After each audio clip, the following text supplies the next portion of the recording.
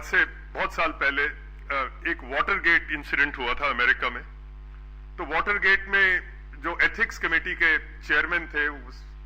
Sam वाटरस्टन, तो उन्होंने एक बात कही थी कि वो जो जिन्होंने वो टैपिंग करी थी, फोन टैपिंग करी थी, तो उन्होंने एक बात कही थी कि small man when elevated to high positions have a choice to make. They can either elevate themselves to suit the office they command, or they can pull down the office they command to suit themselves. And by their actions they have made their choice very clear. तो मैं समझता हूँ जो मोदी जी का discourse है UP में, और जो कम्युनल डिस्कोर्स है, बड़ा डिवाइसिव डिस्कोर्स है, Modi ji actually has pulled down the office of the prime minister. और मैं ये को व्यंग में नहीं कह रहा, मजाहिया तौर पे नहीं कह रहा, पर यूपी के एक बड़े महान कलमकार थे मुंशी प्रेमचंद। सो मैं मोदी जी से बड़ी नरम दिली से ये दरखास्त करूंगा कि मुंशी प्रेमचंद की जो पंच परमेश्वर जो एक उनका अफसाना है वो पढ़ें, पंच परमेश्वर। और जो पंच परमेश्वर का जो जिस्ट है, अगर उससे अगर मुल्क को चलाएं तो मुझे लगता है ये मुल्क बेहतर तौर पे चल सकेगा। एक और पंजाब के बहुत बड़े उर्दू के शायर हुए हैं अल्लामा इकबाल, और मैं उनको अक्सर कोट करता हूं।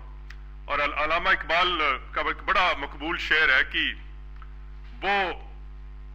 फरेब कुर्दा शाही जो पला हो किरगिसों में, शाही बाज को कहते हैं, और किरगिस होता है जो गिद्ध होती है, जो गला सड़ा मांस खाती है मुर्दा जानवरों का। तो अल्लामा साहब बोलते हैं कि अगर गलती से फरेब से, वो फरेब कुर्दा शाही जो गलती से शाही बाजों ने पाल लिया हो, तो बोलता है वो फरेब कुर्दा शाही जो पला हो किरगिसों में, उसे क्या खबर क्या है रस्मो रिवाज बादशाही। जो उस बाज को क्या पता होगा जो गिद्धों ने पाला है कि बाज का क्या रिवाज होता है, शाही का क्या रिवाज होता है। और शाही का रिवाज होता है कि बाज जो है वो भूख से तो मर जाएगा, पर कभी ये मुर्दा जानवरों का गला सड़ा मांस नहीं खाएगा।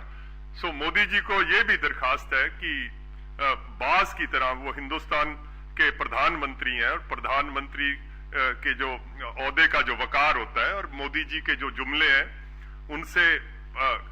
ये सिर्फ ये नहीं है कि हिंदुस्तान की जो तहजीब है उसको ठेस पहुंची है, पर बैरून में भी, परदेशों में भी हिंदुस्तान का जो वकार है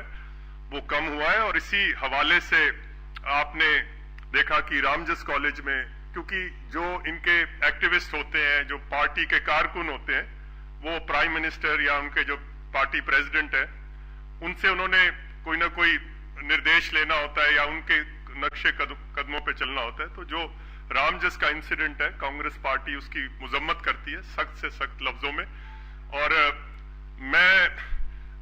बीजेपी को, और जो एक हिंदुस्तान में पिछले 2-2.5 साल से, क्योंकि 2-2.5 साल हो गए हैं बीजेपी की गवर्नमेंट बनी को, और जिस किस्म के उनके बयान आते हैं, जो उनकी बॉडी लैंग्वेज है, जो उनके रवैये हैं, और खास करके जो एक इंडियन सब कॉन्टिनेंट का, बर्रे सगीर का एक इंक्लूसिव अप्रोच रही है,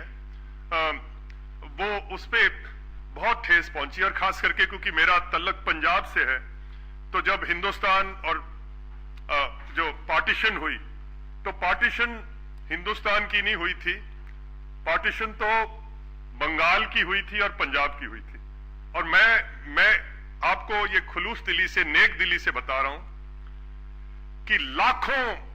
माएं थी पंजाब की जब हिंदुस्तान से जो पाकिस्तान की तरफ जिन्होंने हिजरत करी, और जो पाकिस्तान से यहां आए, क्योंकि वो भी हमारी माएं थी जो यहां से चली गई, और जो वहां से आई वो भी हमारी माएं थी। लाखों माएं थी पंजाब की जिनके सिरों से चादरें छीन ली गई। लाखों बहनें थी हमारी बेटियां थी जिनके दुपट्टे नोच लिए गए, और लाखों बुजुर्ग थे इस मुल्क के जिनकी जवान लाठियां टूट गई, और फिर जाके 15 अगस्त 1947 का सूरज चढ़ते हिंदुस्तान ने देखा था। बीजेपी को, प्रधानमंत्री जी को, अमित शाह जी को ये दरखास्त है कि मुल्क को आप उन अंधेरों में एक बार फिर ना लेके जाएं और इस किस्म की जो सियासी शोखाबाजी है, सस्ती शोहरत है और ये जो वोट बटारने का जो इनका जो तरीका है, बड़ी डिवाइसिव पॉलिटिक्स है जो बीजेपी की, उनसे हमें गुरेज करना चाहिए। नेता उड़ गए, टोपी उड़ गई, उड़ गए उनके कान, बीच सभा में खड़ा हो गया गधा सीना तान।